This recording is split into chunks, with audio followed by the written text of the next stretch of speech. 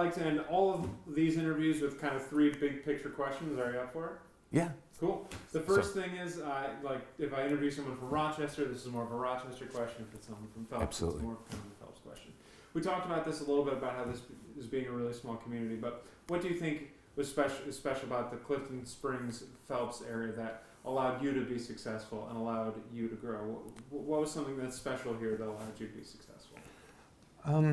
I think the people here are, the community and where I live, and obviously with what I do being a funeral director, I mean, I just love this place. People are so awesome.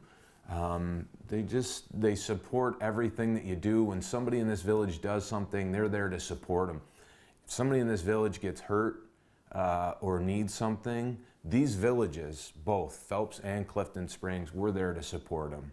And I mean, in masses, everybody jumps on board. Mm-hmm. So it's the best place to live. It really is.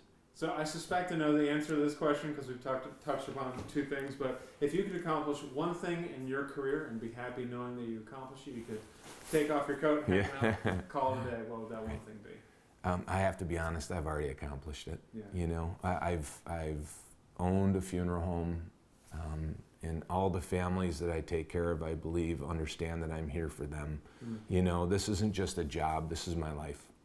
And I really am pretty proud of myself to say that, I've accomplished what I wanted to, and that was to be when I say a successful funeral director, one that families trust no matter what. Fantastic. And this is the last thing. This is more something that I will ask of artists because, sure. But I can put it this way: it's a really tough thing for anyone to go to their parents and say, "Hey, I'm doing something different than what you expected." Right. So, what advice would you pass along to anyone who finds themselves in that position? They're like, they have their family's expectations or their parents' expectations, thinking they're going to do this or. Right. What advice would you give to someone like that? That's a great question.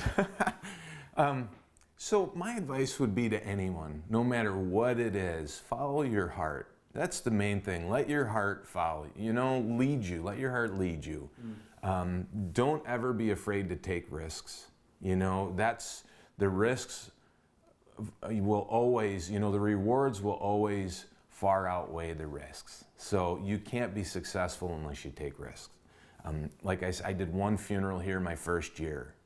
Now we do almost 100. So there was a lot of risk there. Follow your heart, you have to take risks. When you feel like maybe you're on the edge and you just, I don't think I should do it, or if people are telling you, no, it'll never work, or you can't do this, don't listen to them. Follow your heart, and if you put your heart and soul and believe in what you're doing, you'll be successful.